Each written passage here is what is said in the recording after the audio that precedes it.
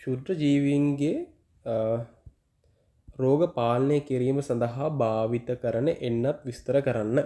එතකොට ශුද්‍ර ජීවීන්ගේ මෙතනදි කතා කරන්න තියෙන්නේ ශුද්‍ර ජීවීන්ගේ කොහොමද මේ මොන වගේ එන්නත්ද භාවිත කරන්නේ ගැන අයිඩියක් හරියට ගමු. මුලින්ම එකට අපි නෝට් එකක් හදලා දෙන ඒකට යමු. මේකද මේ ශුද්‍ර ජීවීන්ගේ පාඩමේ ඉතාම වැදගත් කොටසක් මේ එන්නත් ගැන තියෙන්නේ. මේක ඉතාම වැදගත් වෙනවා. මේක ප්‍රශ්නයක් වැඩිපුර අහන්න පුළුවන් තැනක් සහ මේ ප්‍රශ්නේ අපි මේ එන්නත් කියන්නේ මොනවද මොන වගේ ප්‍රතිශක්තිකරණයක් දෙතන වෙන්නේ කොහොමද මේවා එන්නත් හදන්නේ සහ ඒවට උදාහරණ ටික මේ කතා කරමු. මුලින්ම අපි මෙහෙම ගමු. ඔකට දෙන්න කලින් ප්‍රතිශක්තිකරණය කියන්නේ සාමාන්‍යයෙන් අපේ දේහයේ රෝගවලට තියෙන ප්‍රතිරෝධී භාවය. එතකොට අපි ප්‍රතිශක්තිකරණය ආකාර දෙකකට බෙදන්න පුළුවන්. අක්‍රීය ප්‍රතිශක්තිකරණය හා සක්‍රීය ප්‍රතිශක්තිකරණය. මේකදී අක්‍රීය ප්‍රතිශක්තිකරණය කියන්නේ අපි දේහයේදී අපි දන්නවා මේ අපේ ඩිෆෙන්සිව් මෙකැනිසම් එකක් විදිහට ප්‍රතිදේහ නිපදවනවා. එතකොට අක්‍රීය ප්‍රතිශක්තිකරණයේදී ප්‍රතිදේහ නිපද වෙන්නේ සක්‍රීය ප්‍රතිශක්තිකරණයේ ප්‍රතිදේහ නිපදවෙනවා. එතකොට මේ අක්‍රීය හා සක්‍රීය දෙකම ස්වභාවික හා කෘත්‍රිම. අක්‍රීය එකත් ස්වභාවික හා කෘත්‍රිම විදිහට වෙනවා. සක්‍රීය එකත් ස්වභාවික හා කෘත්‍රිම විදිහට බෙදෙනවා. එතකොට මේ අක්‍රීය ස්වභාවික එකේදී අපිට ගන්න පුළුවන් වෙන්නේ මවගෙන් කිරි වලින් සහ පෙකණිය හරහා ප්‍රතිදේහ දරුවාගේ ඇඟට එනවා. ඒක අක්‍රීය ස්වභාවික. එතනදී ප්‍රතිදේහ කියන්නේ ඒ දරුවාගේ ඇඟින් ප්‍රතිදේහ නිපද වෙන්නේ අම්මගේ ඇඟින් නිපද ප්‍රතිදේහ කෘත්‍රිම වෙනවා. මේක ස්වභාවික එකක්. ඒක කෘත්‍රිමව අපි එන්නත් ගන්නවා. එන්නත් වලින් අපි දෙනවා ප්‍රතිදේහ. එතකොට මේක මේ ගොඩක් කර ඒ කියන්නේ ගොඩක් ඒ කියන්නේ සීරියස් අවස්ථාව. ඒ කියන්නේ ගොඩක්ම දරුවෝ උත්සන්න වෙච්ච අවස්ථාවේ හා ශනිකව ප්‍රතිඵලයක් ලබා ගන්න වුණාම තමයි මේකෙදී අක්‍රීය කෘත්‍රිම ප්‍රතිශක්තිකරණයේ එන්නත් යොදාගන්නේ.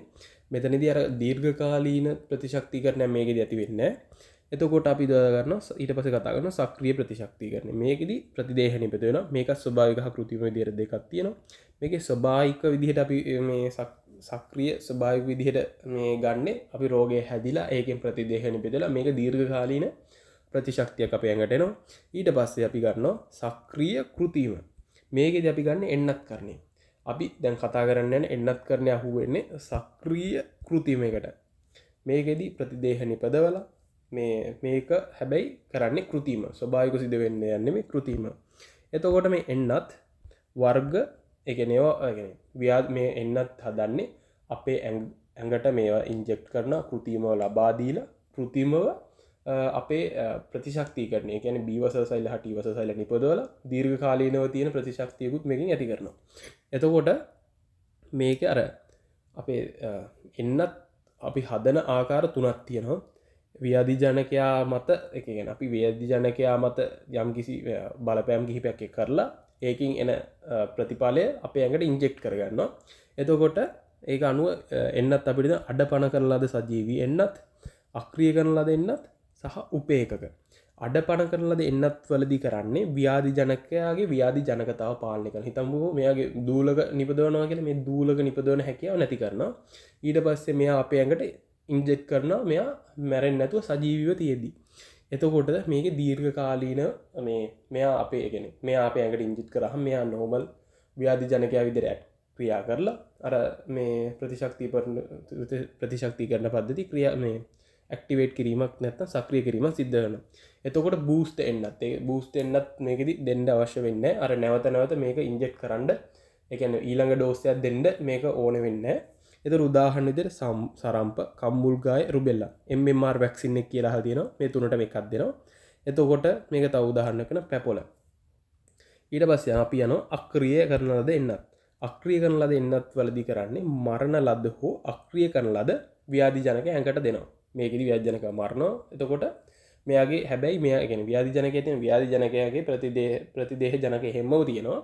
මෙයා කරන්නේ මරලා දාන එක. එතකොට මෙයාගෙන් හිතන්නකො මේ අපි දූලක හදන මේ ව්‍යාධි ජනකෙක් මෙයාගේ අපේ ඇඟට දෙනවා. එතකොට මෙයා මරලා හින්දා මෙයා දූලක නිපදවන්නේ. හැබැයි මේ අර මේ අපේ ප්‍රතිශක්තිකරණ පද්ධතිය මෙයා ව්‍යාධිජනක විදිහට හඳුනාගෙන ඊට පස්සේ ඒකට විරුද්ධ ප්‍රතිශක්තිකරණ පද්ධතිය ප්‍රතිශක්තිකරණයගේ ඇතු කරගන්නවා.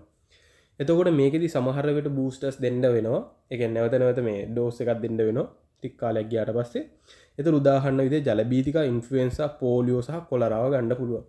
ඊට පස්සේ උපේකක හිතන්නකෝ අපි දැන් මේ අපි ව්‍යාධිජනකයෙක් ගන්නවා. මෙයාගේ ප්‍රෝටීන වගේක් තියෙනවා.